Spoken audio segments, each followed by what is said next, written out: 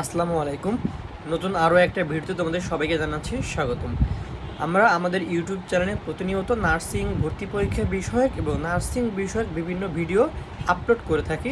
তোমরা যারা নার্সিং পেশায় আসতে আগ্রহী এবং নার্সিং সম্পর্কে জানতে আগ্রহী তারা অবশ্যই আমাদের চ্যানেলটিকে সাবস্ক্রাইব করে রাখবে, কারণ আমরা প্রতিনিয়ত আমাদের এই ইউটিউব চ্যানেলে নার্সিং বিষয়ক এবং নার্সিং ভর্তি পরীক্ষা বিষয়ক বিভিন্ন তথ্য তোমাদের মাঝে শেয়ার করে থাকি।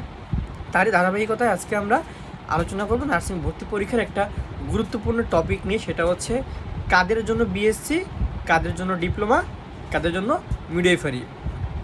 একজন পরীক্ষার্থী হিসেবে তোমার কোন কোর্সটি সিলেক্ট করা উচিত হবে বা কোন কোর্সটি তুমি সিলেক্ট করলে তোমার জন্য একটা সরকারি নার্সিং কলেজে চান্স পাওয়া সহজ হবে, এইটা সম্পর্কে আজকে আমি ডিটেলসে তোমাদেরকে বুঝিয়ে বলবো। তো চলো দেরি না করে শুরু করা যাক। এবং তোমরা যারা 2026 সালে নার্সিং ভর্তি পরীক্ষা দিবে তোমাদের জন্য কিন্তু আমরা অনলাইনে একটা ফ্রি এক্সাম ব্যাচের আয়োজন করেছি। যারা আমাদের ফ্রি এক্সাম ব্যাচে যুক্ত হতে চাও তারা স্ক্রিনে দেখানো নাম্বারে আমার সঙ্গে হোয়াটসঅ্যাপে যোগাযোগ করতে পারো এবং এই নাম্বারটি আমি ডেসক্রিপশন বক্সেও কিন্তু দিয়ে দিব। তো চলো আর কথা না বেরিয়ে মেইন ভিডিওটি শুরু করা যাক।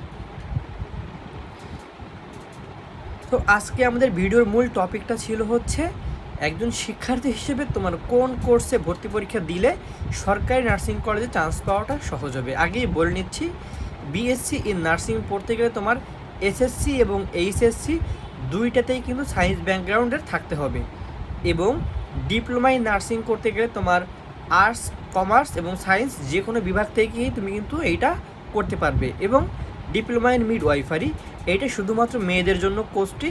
এই কোর্সে যারা পড়তে চাও তারা যে কোনো ব্যাকগ্রাউন্ড থেকে পড়তে পারবে, সেটা হোক আর্টস, সায়েন্স অথবা কমার্স। তো বুঝতে বলা যে কোন কোর্সের জন্য কোন ব্যাকগ্রাউন্ড থাকা বা কোন গ্রুপ থাকা একাডেমিতে গুরুত্বপূর্ণ ছিল। এখন কথা হচ্ছে, তোমার যদি সায়েন্স থাকে তুমি তো বিএসসি ইন নার্সিংয়ে পরীক্ষা দিতে পারবে, কিন্তু তাই বলেই তোমার সায়েন্স থাকলেই কি তোমার সেখানে দিতে হবে পরীক্ষা, এমন কোনো কথা আছে? বিষয়টা আসলে এমন না। মনে করো তুমি সায়েন্সে পড়ছো কিন্তু তোমার এসএসসি এবং এইচএসসি এর জিপিএ কম আছে এবং তুমি গ্রুপ সাবজেক্টগুলো যেমন ফিজিক্স, কেমিস্ট্রি, বায়োলজিতে অতটা ভালো না। এখন তুমি যদি বিএসসিতে দাও তাহলে কিন্তু তোমার জন্য গভর্নমেন্টে চান্স পাওয়াটা অনেকটাই কষ্টসাধ্য হয়ে যাবে, কারণ একে তো তোমার জিপিএ কম আছে, তার উপরে ভর্তি পরীক্ষায় গ্রুপ সাবজেক্ট থেকে কিন্তু অনেক মার্ক আসবে, তুমি সেখান থেকেও কিন্তু পিছিয়ে পড়বে। এজন্য বিএসসি করতে গেলে বা সায়েন্স ব্যাকগ্রাউন্ডের হলেই যে তোমার বিএসসি নার্সিং পরীক্ষা দিতে হবে বিষয়টা কিন্তু এমন নয়। কিন্তু এখানে একটা কথা আছে, যদি এমন তোমার চিন্তাধারা হয় যে আমি কোনো মতে নার্সিং ভর্তি পরীক্ষায় পাশ করে প্রাইভেটে বিএসসি পড়বো, তাদের জন্য বিষয়টা আলাদা। তোরা চাইলে তোমরা বিএসসি নার্সিংয়ে অ্যাপ্লাই করতে পারো, মোটামুটি 40 তো পাস, তোমরা মোটামুটি 5 মার্ক বা 50-60 পেয়ে কিন্তু যে কোনো প্রাইভেট কলেজে নার্সিং মানে বিএসসি ইন নার্সিংয়ে ভর্তি হতে পারবে। যারা চাও প্রাইভেটে পড়বা তাদের বিষয়টা আলাদা, আর যারা গভর্নমেন্টে পড়তে চাও তাদের বিষয়টা আলাদা। এবার আসি হচ্ছে ডিপ্লোমা ইন নার্সিংয়ের ক্ষেত্রে। ডিপ্লোমা ইন নার্সিং এখানে ছেলে মেয়ে উভয় পড়তে পারে এবং যে কোনো ব্যাকগ্রাউন্ড থেকে কিন্তু তোমরা পড়তে পারবা।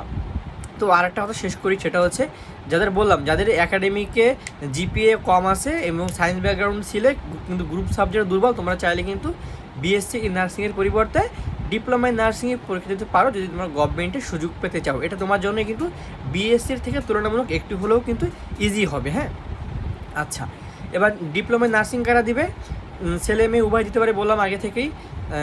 যেহেতু যারা আর্টস কমার্স আছে তোমাদের তো আর বিএসসি নার্সিংয়ে দেওয়ার অপশন নেই, ছেলেরা বিশেষ করে।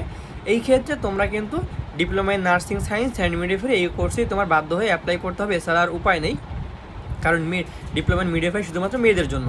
তো তোমরা যারা ছেলেরা আসো ডিপ্লোমা ইন নার্সিং পড়তে চাও এবং জিপিএ যদি খারাপ থেকে থাকে তাহলে তো তোমার ভর্তি পরীক্ষা অনেক মার্কস তুলতে হবে। আর যদি জিপিএ মোটামুটি ভালো থাকে এসএসসি ইন্টার ম্যাট্রিক লেভেলে, সেই ক্ষেত্রে তোমার কিন্তু মিনিমাম তাও তোমার চেষ্টা করতে হবে 75+ আপ করার জন্য গভর্নমেন্ট নার্সিং কলেজে চান্স পাওয়ার জন্য। আচ্ছা, আশা করি বুঝতে পারছো। এবার মেয়েদের ক্ষেত্রে বলি, মেয়েদের কিন্তু যারা সায়েন্সের তাদের 3টে অপশন থাকে, BSc in nursing, diploma in nursing, diploma in midwifery. আর যারা আর্টস কমার্স ব্যাকগ্রাউন্ডে তোমাদের কিন্তু 2টা অপশন, একটা ডিপ্লোমা ইন নার্সিং এবং ডিপ্লোমা ইন মিডওয়াইফারি। আমরা জানি যে ডিপ্লোমা ইন মিডওয়াইফারি শুধুমাত্র মেয়েদের জন্য, এখানে কিন্তু চান্স পাওয়া গভর্নমেন্টের ক্ষেত্রে মানে গভর্নমেন্টে চান্স পাওয়াটা ডিপ্লোমা ইন নার্সিংয়ের থেকে ডিপ্লোমা ইন মিডওয়াইফারিতে একটু ইজি, কারণ এখানে কোনো ছেলে ক্যান্ডিডেট নেই, এখানে সবই মেয়ে নেওয়া হয়, অর্থাৎ এখানে 100% কোটাই কিন্তু মেয়েদের। এই ক্ষেত্রে তুমি যদি মনে করো যে না আমার ডিপ্লোমা ইন নার্সিং একটু কষ্টসাধ্য হয়ে যায় আমার জন্য বা চান্স পাওয়া একটু টাফ হয়ে যায় আমার জন্য, তুমি চাইলে কিন্তু ডিপ্লোমা ইন মিডওয়াইফারি কোর্সে অ্যাপ্লাই করতে পারো এবং এটাও কিন্তু ভালো একটা কোর্স। তো আশা করি তোমরা বুঝতে পেরেছো যে স্টুডেন্ট হিসেবে তোমার কোন কোর্স চয়েস করা বেস্ট হবে।